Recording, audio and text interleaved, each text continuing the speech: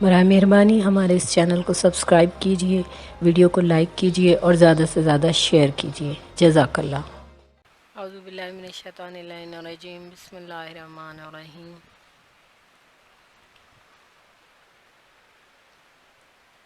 الحمدللہ رب العالمین والصلاة والسلام علی سید الانبیاء والمرسلین ابی القاسم محمد صلی اللہ علیہ وآلہ وسلم۔ تمام دیکھنے والوں کی خدمت میں السلام علیکم۔ آج 29 روزے کا اختتام ہو چکا ہے اور ہو سکتا ہے کہ کل عید ہو یا پرسوں عید ہو، تو ہمارے تمام دیکھنے والوں کو ہماری طرف سے ایڈوانس عید مبارک۔ اور عید کی عبادات میں، نمازوں میں ہمیں اپنی دعاؤں میں ضرور یاد رکھیے گا۔ عید ہے لیکن عید سوگوار ہے، جیسا کہ ہم پہلے بھی یہ بات کر چکے ہیں کہ یہ عید ہماری اس بار کی عید نارمل عید کی طرح نہیں ہے، عید سوگوار ہے۔ جو حالات ہیں جس طرح، لیکن وہ جو حالات چل رہے تھے جو وائرس کی وجہ سے، جس طرح مشکلات تھیں لوگوں کو، جس طرح رمضان گزرا پھر عید آ رہی ہے، اب جو یہ طیارے کا حادثہ ہوا ہے اس وجہ سے عید اور زیادہ سوگوار ہو گئی ہے۔ پروردگار سے دعا ہے کہ جو لوگ اس طیارے کے حادثے میں شہید ہوئے ہیں، پروردگار ان کو جنت میں اعلیٰ مقام عطا فرمائے، اور ان کے لواحقین کو صبر عطا فرمائے، اور آئندہ کے لیے ہمارے ملک پر اور پورے عالم انسانیت پر ہمیشہ رحم و کرم فضل فرمائے۔ اس حادثے سے پہلے بھی ہماری عید کوئی نارمل عید نہیں تھی، اور جب لاک ڈاؤن تھا تو بڑا شور مچایا جا رہا تھا کہ لوگ بھوکے مر رہے ہیں، لوگ گھروں میں قید ہو گئے ہیں، لوگوں کے پاس کھانے کو نہیں ہے۔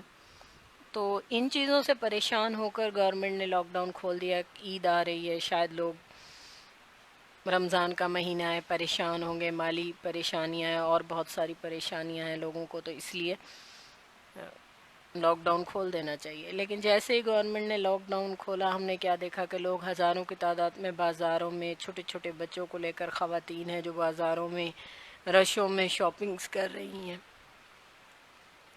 جبکہ یہ لاک ڈاؤن اس میں نرمی کی گئی تھی اور اس لیے کھولا گیا تھا کہ جو لوگ بہت زیادہ پریشان ہیں، جو لوگ مالی طور پر مشکلات کا شکار ہیں، وہ اس سے تھوڑا ریلیف حاصل کر سکیں۔ لیکن ہم نے دیکھا کہ لوگ ٹوٹ پڑے بازاروں میں، لوگوں نے ایک سیکنڈ کے لیے بھی یہ نہیں سوچا کہ رش کی جگہ پر جانے سے یہ بیماری اور پھیل سکتی ہے۔ چھوٹے چھوٹے بچوں کو ساتھ لے کر شاپنگ مالز میں پہنچ گئیں خواتین۔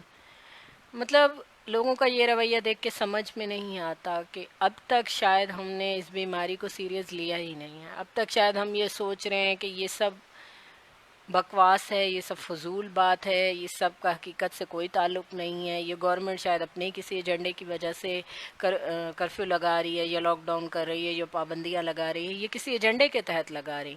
ہم نے سنجیدہ ہی نہیں لیا۔ اگر ہم سنجیدہ لیتے تو ہم اپنی عورتوں کو اور اپنے چھوٹے چھوٹے بچوں کو ساتھ لے کر بازاروں میں رشوں میں جانا الاؤ نہ کرتے، لیکن نہ مرد حضرات نے منع کیا، نہ ہی عورتوں نے احساس کیا، اور خود اپنی جان تو خطرے میں ڈالی اپنے چھوٹے چھوٹے بچوں کو لے کر عورتیں بازاروں میں پہنچ گئیں۔ مطلب بہت تکلیف دہ بات ہے یہ سب دیکھنا اور یہ سننا، اور یہ صرف یہ نہیں کہ اس سے بیماری پھیلے گی یا آپ کے بچوں کو بیماری خدا نخواستہ لگ سکتی ہے یا آپ کو بیماری لگ سکتی ہے۔ سب سے پہلے جو یہ چیز اس ساری معاملے میں جو چیز خراب ہوئی ہے وہ ہمارا امیج ہے۔ ایز اے قوم ہمارا امیج خراب ہوا ہے۔ لوگ یہ دیکھ کر حیران ہیں کہ یہ کس طرح کی قوم ہے جن میں اتنی بھی میچورٹی نہیں ہے، جن میں بیماری کو بھی بیماری کی طرح لینے کا شعور نہیں ہے۔ ہم کس دنیا میں رہ رہے ہیں، ہم کس صدی میں جی رہے ہیں؟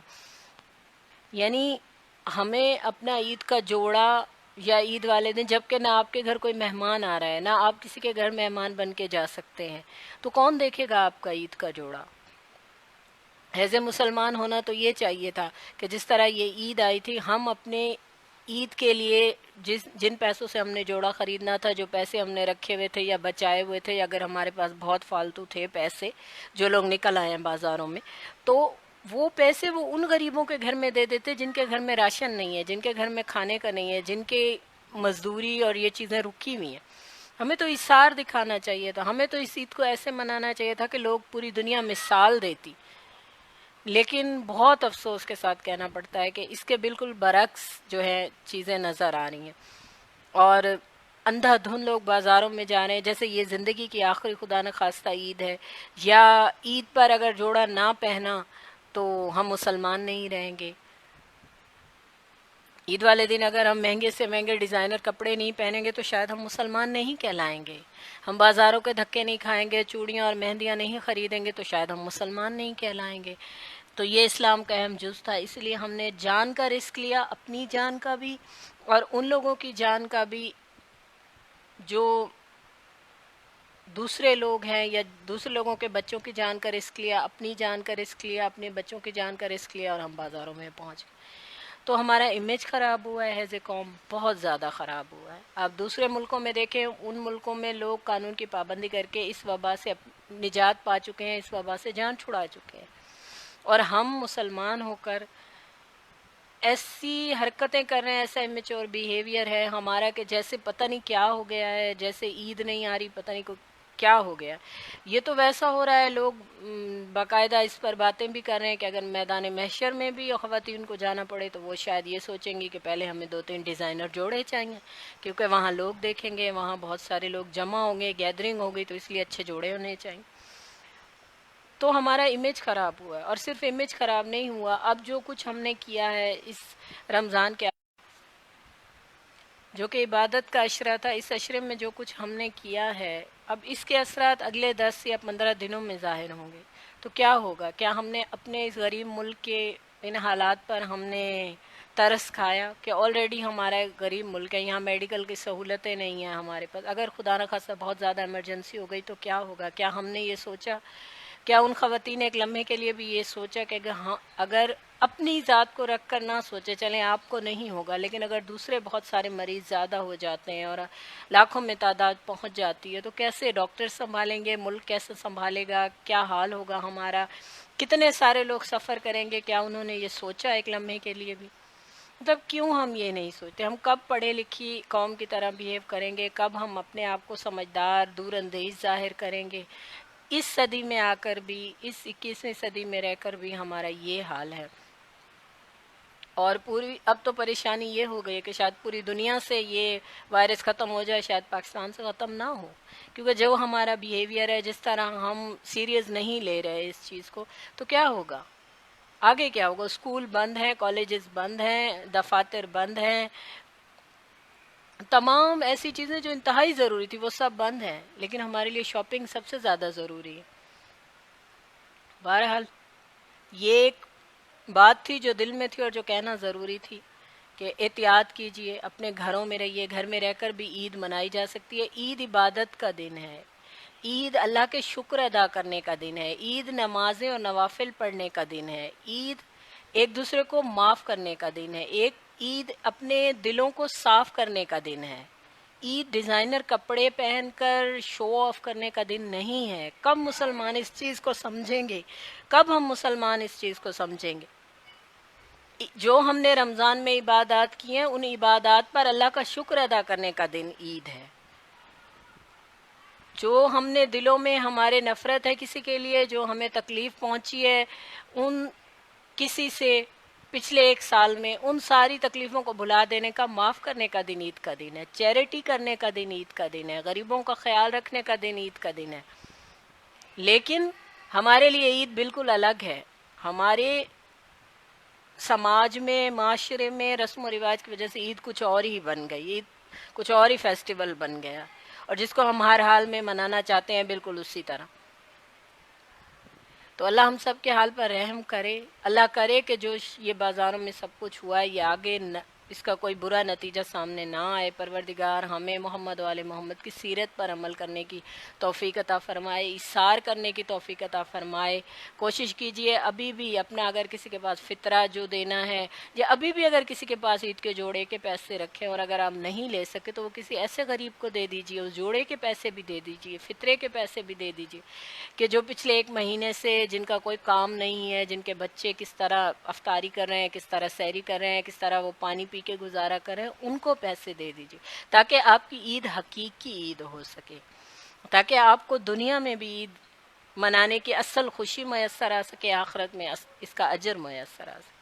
اور پھر جو حادثہ کل ہوا ہے اس حادثے کے بارے میں بھی تھوڑی سی بات کرنی ہے۔ ایسے حادثات بہت ہوتے ہیں اور ہمارے ہاں ہی ہوتے ہیں۔ پروردگار جو دنیا سے چلے گئے ان کو اعلیٰ مقام عطا کرے، ان کے لواحقین کو صبر عطا کرے۔ جو کچھ ان پر گزر رہی ہے شاید ہم اس کا اندازہ نہیں لگا سکتے، کوئی بھی اندازہ نہیں لگا سکتا، بس ہم دعا کر سکتے ہیں۔ تو یہ ایک سوگوار عید خود بخود ہو گئی ہے۔ تو پروردگار اب جب آپ نمازیں پڑھیں عید کے دن، جب آپ دعائیں کریں تو اپنی دعاؤں میں ان مرحومین کو اور ان کے لواحقین کو بھی یاد رکھیں، اور اس وبا سے نجات کے لیے بھی خصوصاً دعائیں کریں۔ ایسا نہ ہو کہ ہم اپنی ساری کمائی، اور ہمارے ہاں اکثر ایسا ہوتا ہے کہ جو ہم نمازیں پڑھتے ہیں، جو ہم اعتکاف کرتے ہیں، جو ہم راتوں کو جاگتے ہیں، جو ہم عبادات کرتے ہیں، وہ ساری ہم چاند رات کو اور عید کے دن ضائع کر دیتے ہیں بازاروں میں پھر کر اور ادھر ادھر کی چیزوں میں۔ تو پروردگار ہمیں اس سے بھی بچائے۔ اور اس بار اللہ نے موقع دیا تھا، کتنا بہترین موقع دیا تھا کہ نہ چاند رات کو کوئی نکل کے باہر کچھ کر سکے، نہ محرم اور عورتیں اور نہ محرم مرد آپس میں دھکے کھا رہے ہوں، نہ بازاروں میں رش ہو۔ اللہ نے ہمیں موقع دیا تھا اپنی عبادات کو بچانے کا، کہ وہ عبادات جو ہم نے پورا مہینہ کی ہیں وہ ہماری بچی رہے، کیونکہ چاند رات بھی ہم گھر میں سکون سے گزاریں، اپنوں کے ساتھ گزاریں، عید کا دن بھی ہم اپنوں کے ساتھ گزاریں۔ لیکن ہم نے اس موقع کو بھی ضائع کرنے کی پوری کوشش کی ہے اپنی طرف سے۔ بس پروردگار ہم سب پر رحم کرے اور ہمارے یہ جو ہمارے گناہ ہیں ان پر وہ نظر کرم کرے، ورنہ ہم نے کوئی کسر نہیں چھوڑ رکھی۔ سائنس کی ایک بات ہے، ایک مثال ہے کہ دنیا میں اللہ تعالیٰ نے اس دنیا کے ارد گرد ایک تہ بنائی ہے۔ اللہ تعالیٰ نے قرآن میں کہا ہم نے تمہارے اوپر 7 آسمان بنائے۔ سائنس نے اس چیز کو کہا ہے کہ دنیا کے ارد گرد کچھ تہیں ہیں، 7 تہیں جو سورج کے مضر اثرات، مضر شعاؤں کو ہم تک آنے سے روکتے ہیں، یعنی وہ ہماری حفاظت کا حصار ہے۔ اللہ تعالیٰ نے ہمارے لیے اس دنیا کے ارد گرد حفاظت کا حصار بنایا تاکہ جان لیوا شعائیں سورج کی ہم تک نہ پہنچ سکیں، ہمیں تکلیف نہ پہنچا سکیں۔ لیکن انسان نے اس دنیا میں اتنی آلودگی پھیلائی ہے، اتنی آلودگی پھیلائی ہے اس فضا میں، اس دنیا کی فضا میں اتنی آلودگی ہو چکی ہے کہ وہ جو اوزون کی تہ تھی وہ پھٹ گئی۔ اور اس پھٹنے کی وجہ کیا ہے؟ جو ہم نے آلودگی پھیلائی ہے اس دنیا میں، جتنی گاڑیوں کے دھوئیں اور جس طرح کی فیکٹریز کے دھوئیں اور جو گندگی ہم نے اس دنیا میں پھیلائی ہے، اس کا نقصان کیا ہوا ہے کہ اوزون کی تہ جو ہے وہ پھٹ گئی ہے۔ اور اس کے پھٹنے کا نقصان کیا ہے؟ وہ جو ایک حصار تھا ہماری حفاظت کے لیے اللہ تعالیٰ نے بنایا تھا دنیا کے ارد گرد کے تکلیف دہ چیزیں، بیماریاں پھیلانے والی شعائیں سورج کی وہ ہم تک نہ پہنچ سکیں، اب وہ کیونکہ تہ جو ہے وہ اوزون کی وہ لیئر جو ہے وہ پھٹ گئی ہے تو وہ چیزیں ہم تک پہنچ رہی ہیں، اس لیے اسکن کینسر زیادہ ہو گیا، اس لیے کینسر کا مرض زیادہ ہو گیا، اس لیے اور طرح کی بہت ساری بیماریاں بہت زیادہ ہو گئیں۔ یہ ایک سائنس کی بات ہے، لیکن اس کی سیم مثال اگر ہم اسے روحانی طور پر دیکھیں تو بھی یہی ہوا۔ اس دنیا میں اللہ تعالیٰ نے انسانوں کو ایک اپنی بارگاہ سے حفاظت کا ایک حصار عطا کیا ہوا تھا، جسے کہتے ہیں اس کی رحمت۔ جس طرح یہ اوزون کی سطح اس نے بنائی ہوئی تھی، یہ بلطف کرم اس نے ہمیں یہ عطا کی تھی، یعنی لطف کی بنیاد پر، کرم کی بنیاد پر، یہ اس کی رحمت تھی کہ اس نے ہمیں حفاظت کے ایک حصار میں ایک تہ میں لیا ہوا تھا۔ بالکل اسی طرح اللہ تعالیٰ نے اپنی رحمت کی حفاظت کا حصار بھی انسان کو عطا کیا ہوا، لیکن ہوا کیا ہے؟ بالکل اسی طرح جیسے ہم نے دنیا میں آلودگی پھیلائی ہے، بالکل اسی طرح جیسے وہ ایک فزیکل آلودگی دنیا میں ہم نے پھیلائی ہے، بالکل اسی طرح ہم نے روحانی آلودگی، یعنی ہم نے اتنے گناہ کیے، اتنے گناہ کیے، اتنے گناہ کیے، اور ان گناہوں کی آلودگی کو ہم نے اتنا اس دنیا میں پھیلایا ہے، اتنا اس دنیا میں پھیلایا ہے کہ وہ جو حفاظت کا، اس کی رحمت کا وہ جو حصار تھا، وہ خود بخود وہ طے ہے، وہ حصار وہ ٹوٹ گیا ہے۔ اور ٹوٹا کس وجہ سے ہے؟ ہمارے گناہوں کی پھیلائی ہوئی آلودگی سے۔ ائمہ معصومین کے بعض اقوال کے مطابق گناہ بدبو ہے، گناہ گندگی ہے، گناہ ایسا ہے کہ جیسے میل کچیل، اور رحمت ایسے ہے جیسے خوشبو، یعنی پازیٹیوٹی اور نیگیٹیوٹی۔ جب کوئی انسان دنیا میں آتا ہے تو اللہ اسے اپنی رحمت کے فرشتوں سے آراستہ کر کے ہی بھیجتا ہے جو اس کی حفاظت کرتے ہیں. اللہ ہر وقت اسے اپنی نظر میں رکھتا ہے, رحمت کے فرشتے اس کے ساتھ رہتے ہیں, اللہ اس پر رحمت بھیجتا رہتا ہے. لیکن اگر وہ انسان گناہ کرے اور گناہوں میں غرق ہو جائے اور اتنے زیادہ گناہ کرے کہ گناہ کی بدبو اس کے قریب آئے, تو وہ رحمت کے فرشتے اسے چھوڑ کر چلے جاتے ہیں, کیونکہ وہ لطیف مخلوق اس بدبو دار جسم کے ساتھ نہیں رہ سکتی. تو اس کے نتیجے میں کیا ہوتا ہے کہ انسان اللہ کی رحمت سے محروم ہو جاتا ہے, انسان اللہ کی رحمت سے نکل جاتا ہے. بالکل اسی طرح جس طرح آلودگی پھیلا کے ہم نے اس حصار کو توڑ دیا ہے, بالکل اسی طرح دنیا میں گناہ اتنے زیادہ بڑے ہیں, گناہوں کی بدبو اتنی زیادہ بڑی ہے, گناہوں کی آلودگی اس قدر ہم نے بڑھا دی ہے کہ اللہ کی رحمت کا حصار وہ جو ہمیں عطا ہوا تھا وہ ٹوٹ گیا ہے. ہمارے ارد گرد سے اللہ کی رحمت چلی گئی ہے, ہٹ گئی ہے. اور اللہ نے نہیں ہٹائی, ہم نے خود ہٹائی ہے, ہم نے اپنے گناہوں کی وجہ سے وہ ہٹائی ہے. اور جب ہٹ گئی ہے تو مصیبتیں دیکھیں, اور وہ ہمیں کس سے بچاتی تھی؟ وہ رحمت ہمیں ناگہانی آفات سے بچاتی تھی. وہ رحمت ہمیں اس طرح کی شدید ترین اور عجیب و غریب بیماریوں سے بچاتی تھی, اس طرح کے وائرسز سے اللہ کی رحمت ہمیں بچاتی تھی. لیکن ہم نے اپنی گناہوں کی آلودگی پھیلا کر اس رحمت کو اپنے سے دور کر دیا, اور جب دور کیا ہے تو ہر طرح کی آفات ہم پر ٹوٹ پڑی ہیں. فضائی حادثات بھی ہمارے ہاں ہو رہے ہیں, ٹرین کے حادثات ہمارے ہاں ہو رہے ہیں, روڈوں پہ ایکسیڈنٹ ہمارے ہاں بہت زیادہ ہو رہے ہیں, قتل و غارت ہمارے ہاں بہت زیادہ بڑھ گیا ہے, دہشت گردی ہمارے ہاں ہو رہی ہے, بچے ہمارے محفوظ نہیں ہیں, خواتین ہماری محفوظ نہیں ہیں, آسمانی بلائیں ہم پر نازل ہو رہی ہیں, سیلاب ہمارے ہاں ہر سال آ رہے ہیں, زلزلے ہمارے ہاں آ رہے ہیں, بجلیاں ہمارے ہاں گر رہی ہیں, عجیب و غریب قسم کے طوفان آ رہے ہیں, فصلیں ہماری ہر سال تباہ ہو رہی ہیں. کیوں ہو رہا ہے یہ سب ہمارے ساتھ مسلسل کیوں اتنا زیادہ ہو رہا ہے؟ کیونکہ ہم نے اس کی رحمت کے اس حصار کو توڑ دیا ہے اپنے گناہوں کی آلودگی پھیلا کر, اور وہ حصار ان ساری ناگہانی آفات سے ہماری حفاظت کرتا تھا. اب ہم تنہا رہ گئے, اب ہماری حفاظت کرنے کے لیے کوئی چیز نہیں ہے ہمارے پاس.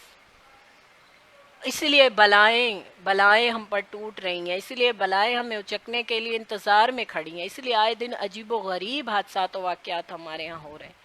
بعض واقعات اور حادثات ایسے ہماری نظر سے روزانہ گزرتے ہیں, سوشل میڈیا کا دور ہے کہ انسان کی عقل چکرا جاتی ہے. لیکن یہ کیسے ہو سکتا ہے؟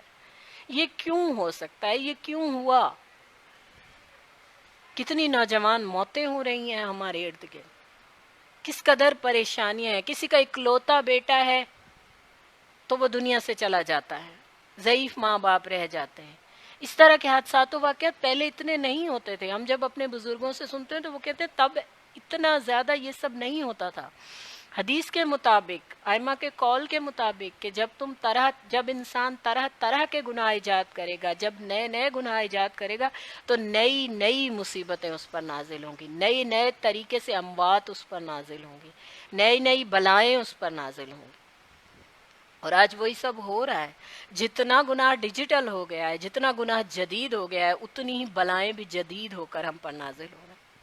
کہ ایک چھوٹی سی بیماری سے لاکھوں لوگ مر رہے ہیں, ایک چھوٹا سا وائرس لاکھوں لوگوں کو مار رہا ہے. لوگ وائرس سے مر رہے ہیں, لوگ بھوک سے مر رہے ہیں. دنیا کو مفلوج کر کے ایک وائرس نے رکھ دیا. کیوں؟ کیونکہ ہم اللہ کی رحمت سے دور ہو گئے.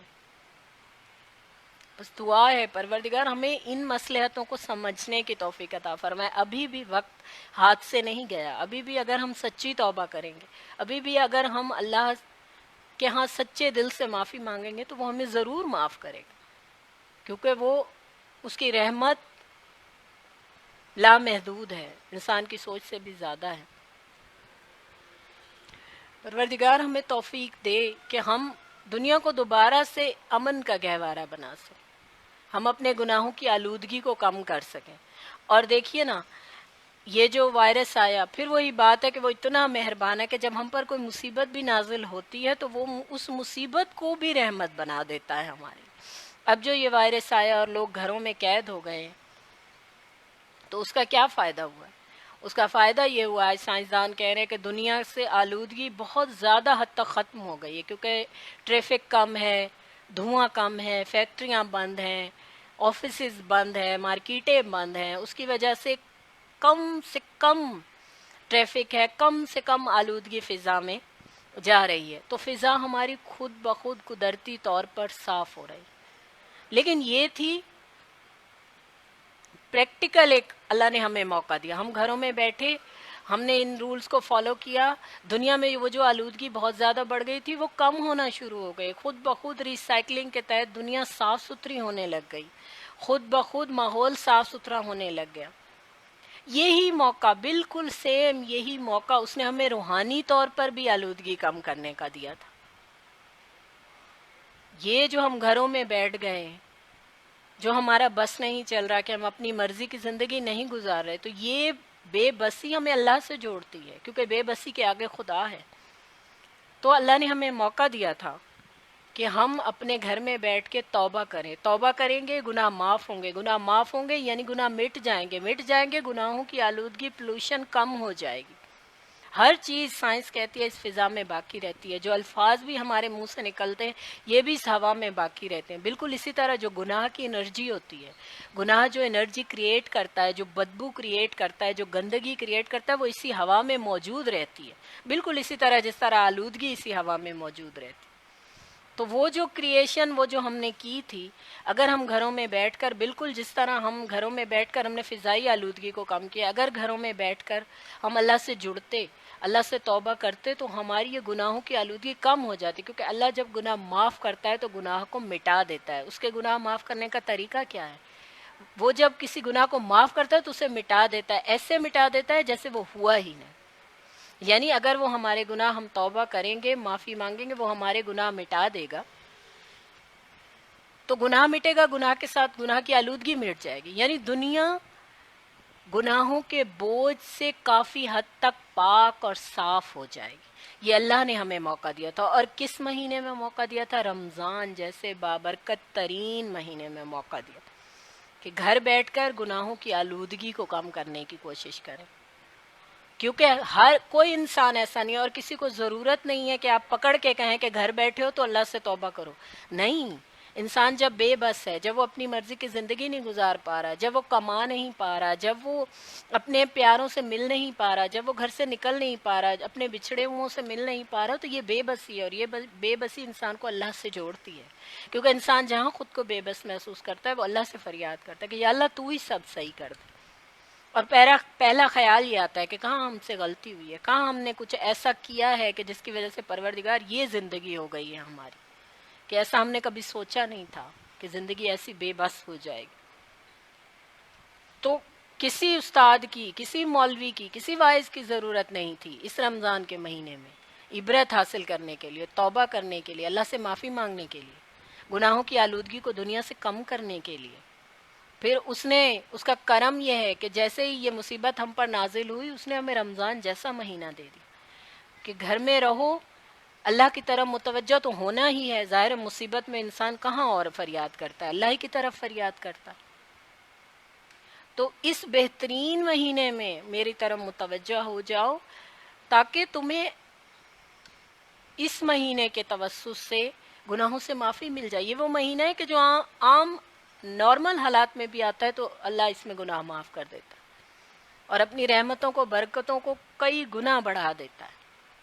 اور یہاں مصیبت میں، کیونکہ اللہ نے وعدہ کیا ہے، دیکھیے عام دنوں میں بھی انسان کی دعا قبول ہوتی ہے. یہ اللہ نے وعدہ کیا تم دعا کرو میں تمہاری دعا کو قبول کروں گا. لیکن رمضان کے مہینے میں دعا عام دنوں کے مقابلے میں زیادہ قبول ہوتی ہے، اعمال عام دنوں کے مقابلے میں زیادہ قبول ہوتے ہیں، کیونکہ اللہ کی رحمت کے دروازے کھلے ہوئے سارے اور شیطان قید ہے. ہر طرح کی رحمت کے دروازے اس نے کھول رکھے ہیں. یہ ایک دوسرا ایڈوانٹیج تھا، یعنی دعا قبول ہوتی ہے عام دنوں میں، پھر رمضان کے مہینے میں اس کے چانسز 100% اور بڑھ جاتے ہیں.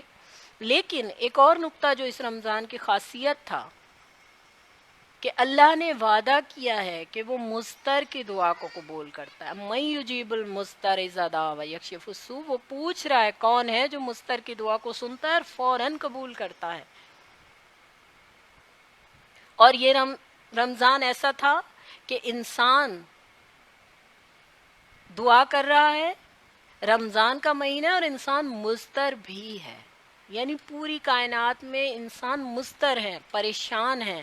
مضطر کون ہوتا ہے؟ جو اتنا پریشان اور بے بس ہو جائے کہ اسے کچھ سجائی نہ دے اور وہ چیخ پڑے، وہ فریاد کرے اللہ کی بارگاہ میں کہ پروردگار بس اب تو ہی سب صحیح کر، تو سب صحیح ہو سکتا ہے، ورنہ نہیں ہو سکتا، میں اپنے سارے زور لگا بیٹھا ہوں، میں بے بس ہوں۔ اس سچویشن میں، اس کنڈیشن میں اللہ نے وعدہ کیا ہے کہ وہ دعا فوراً قبول کرتا، فوراً۔ من یجیب المضطر اذا دعا ویکشف السوء، کہ کون ہے وہ جو مضطر کی دعا کو سنتا ہے، اس کی فریاد کو سنتا ہے اور فوراً قبول کرتا ہے، فوراً اسے نجات دے۔ لیکن اس رمضان کے بعد بھی کیا ہمیں نجات ملے گی؟ اگر نہیں ملے گی تو اس کا مطلب ہے کہ ہم نے فریاد نہیں کی۔ اس نے تو ہمیں ڈبل ٹرپل موقع دیے، اس نے تو ہمیں ہر طرح سے سہولت دی، توبہ کی، گناہوں کی آلودگی کو کم کرنے کی، تاکہ اس کی رحمت واپس پلٹ آئے، واپس آ کر ہمارا حصار کر لے، واپس ہماری زندگی اس کی رحمت کے دائرے میں ہو جائے، واپس ہماری بلاؤں سے حفاظت ہو جائے، واپس دنیا امن کا مقام ہو جائے۔ لیکن اب ہمیں یہ دیکھنا ہے کہ عید کے بعد، بس اپنی بات کو مختصر کروں گی کہ عید کے بعد ہمیں دیکھنا ہے اگر ہمارے حالات بدلتے ہیں تو واقعی ہم نے اس رمضان سے، اس مضطر کیفیت سے، اس رمضان کے مہینے سے، اس پریشانی سے فائدہ اٹھایا ہے، گناہوں کی آلودگی کم ہوئی ہے، ہم نے فریاد کی ہے سچے دل سے، اللہ نے گناہ مٹائے ہیں، آلودگی کم ہوئی ہے، حفاظت کا حصار آ گیا ہے۔ لیکن اگر یہ چانس بھی ہم نے مس کیا اور عید کے بعد بھی اگر یہ مصیبت نہ ٹلی تو اس کا یہی مطلب ہے کہ یہ چانس بھی ہم نے مس کر دی۔ یعنی ہم پورا رمضان انتظار کس چیز کا کر رہے تھے؟ کب لاک ڈاؤن کھلے گا اور کب ہم بازاروں میں جا کے شاپنگ کریں گے، بجائے اس چیز کے کہ ہم اس درجے کی توبہ کرتے کہ اللہ خود بخود اس مصیبت کو اٹھا لیتا، کیونکہ وہ علی کل شیء قدیر ہے، وہ چاہے تو ہم رات کو سوئیں صبح اٹھیں تو ایک بھی کرونا وائرس کا مریض نہ ہو، وائرس جڑ سے ختم ہو جائے، وہ علی کل شیء قدیر ہے، وہ کر سکتا ہے۔ بس اب ہماری عبادات جو ہم نے کی ہیں ان کی آزمائش ہے اس رمضان کے بعد، اور امید ہے اس کی رحمت سے کہ پروردگار ہم نے توبہ کی ہے، ہم نے دعائیں کی ہیں، ہم نے اپنے گناہوں پر آنسو بہائے ہیں، ہم سے جو، اور اس کے بعد یہ بازاروں میں پھر کر جو بھی غلطیاں کوتاہیاں ہم سے ہوئی ہیں، ہم نے جو جہالتیں کی ہیں، ہم نے جو 30 دن کی محنت اپنی آخر میں آ کے 30 گھنٹوں میں ضائع کر دی ہے، پروردگار تو چاہے تو اس پر بھی رحمت کی نظر کر سکتا ہے، اس جہالت کو بھی معاف کر سکتا ہے۔ اور جن لوگوں نے سچی تیری بارگاہ میں توبہ کی ہے پروردگار ہم سب کی توبہ کو قبول فرما اور اس مصیبت سے جلد از جلد ہمیں نجات عطا فرما، اور یہ جو حادثہ ہوا ہے جیسے اب مزید کوئی حادثہ، کوئی پہاڑ ہم پر نہ ٹوٹے کہ عید سے کچھ دن پہلے پیارے جن کے بچھڑ گئے ہیں، کسی کا اکلوتا بیٹا چلا گیا ہے، کسی کا 2-3 مہینے سے بچھڑا ہوا بچہ اپنے ماں باپ سے نہیں مل سکا، کوئی پوری فیملی کی فیملی چلی گئی، یہ کیوں ہوا ہے؟ یہ ہم جیسوں کو عبرت دلانے کے لیے، جو باقی رہ گئے ہیں وہ عبرت حاصل کریں، ان کو تو اللہ نے اپنی رحمت میں لے لیا ہے، لیکن ہم جیسوں کے لیے مقام عبرت۔ تو پروردگار اس مہینے میں جو ہم سے ٹوٹی پھوٹی عبادت ہو سکے اسے اپنی بارگاہ میں قبول کر، اسے اپنی رحمت سے دگنا چگنا کر دے پروردگار، اپنی رحمت کا سارا میں واپس عطا کر، ہمارے گناہوں کی ہمیں معافی عطا فرما، ہماری جہالتوں کوتاہیوں اور غفلتوں سے درگزر فرما، انسانیت پر رحم فرما، عالم اسلام پر رحم فرما، اور اپنی سب سے بڑی نعمت جسے تو نے پردہ غیب میں چھپا کر رکھا ہے کہ جس کے بغیر اب دنیا کا کوئی چارہ نہیں چلتا، دنیا کے پاس اب کوئی سلوشن نہیں ہے، اس کے بغیر اپنی اس حجت امام عصر علیہ السلام کے ظہور میں تعجیل فرما، یا ارحم الراحمین بحق محمد و آلہ الطاہرین، الہی آمین۔